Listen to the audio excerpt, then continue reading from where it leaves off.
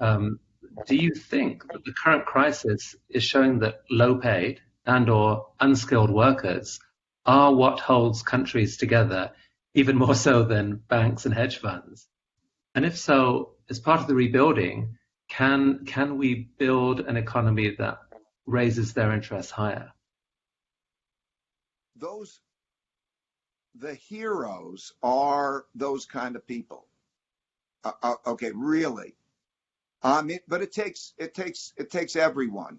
Okay, it takes the efficient allocation of resources for, as you probably have seen behind the scenes, we see those who control a lot of resources being able to make We're giving 60,000 computers to poor students so that they can learn. You know, the difference between a rich and a poor student is having a computer and having the ability to learn. And I want to thank those who would be embarrassed and almost afraid to hear it, of how they contributed to that process. And at the same time, those other people who are every day serving in so many ways. So it's good character.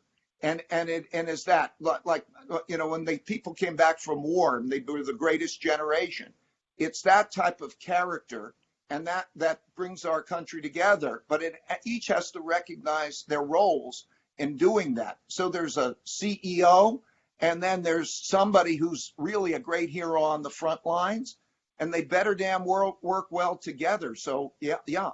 And then they have to have usefulness, and we've got to appreciate them. We have to establish just the reality, I think, that there is a level of basics, basic education, basic healthcare, basics that you cannot fall below.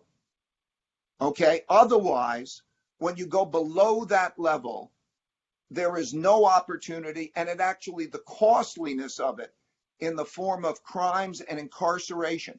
Like to bring it personal, our mission is to help high school kids who are dropped out of high school and have jobs, to get them in high school and through that in jobs. And we believe that we can do that and save a lot of money, because the average rate of cost of incarceration, depending, it goes from about $40,000 a year up to $120,000 a year, depending on the form. And if you get them in and move them into a job, you're going to save a lot of money, and we could do that cost effectively. But philanthropists can't do this alone. The amount of money is enormous. So if our country did those kinds of things, I think it'd be great.